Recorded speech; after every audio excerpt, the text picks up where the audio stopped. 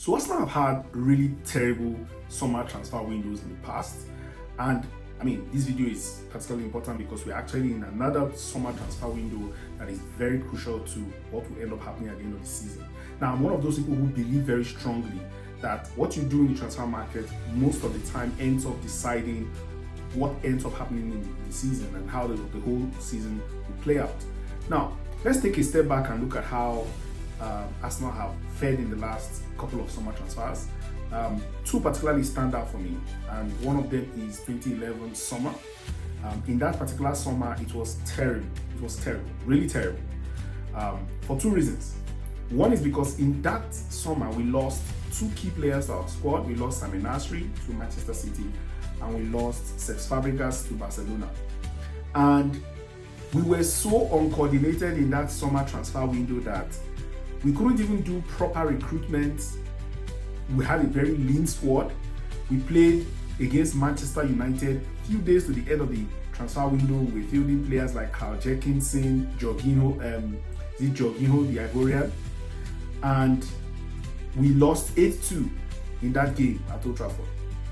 And on transfer deadline day, Arsenal signed five players who, for me, I would consider disastrous. Only one player I would say of those five ended up being, say, average, and that was actually Mikel Arteta, the current manager.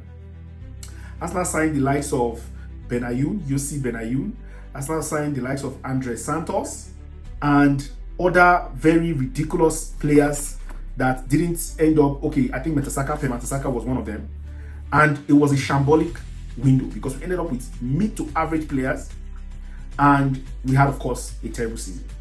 We lost Cesc Fabregas, our captain at the time, to Barcelona. Obviously, there were rumors that he might not want to extend his contract and he would want to leave. We ended up selling him to Barcelona for, I think, 30 million euros or something like that. And we lost Samir Nasri to another rival, Manchester City at the time. And then all these players we signed, they looked very much like panic buys. Obviously, they were panic buys because the transfer window was only short in hours.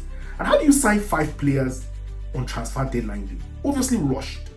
No proper, they were not quality, they were just average. So, in fact, way below average, actually.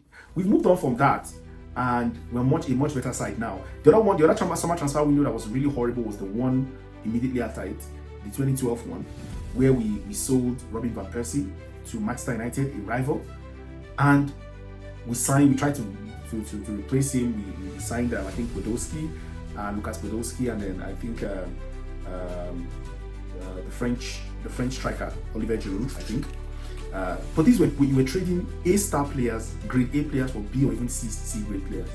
And what was the impact? Manchester United won the Premier League in 2013, just shortly. I mean, that same season. It was a disaster for me.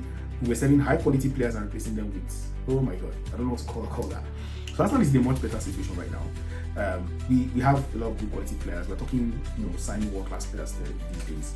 But this transfer window is important. We can't play gamble. I'm hearing so many rumors about, Real Madrid is interested in Miles Kelly, and we could sell what's his name now? Martinelli and all of that stuff. We can't play gamble. I mean, we have to be very, very decisive in transfer. When you look at likes of Liverpool, they're making signings, they're quickly going for their targets. We need to recognize the fact that your top targets may not always be available, and the earlier you close these deals, the better. What is prompting this video is because I'm hearing things like, it's the Mendy deal, suddenly Real Madrid are trying to steal, I take the deal.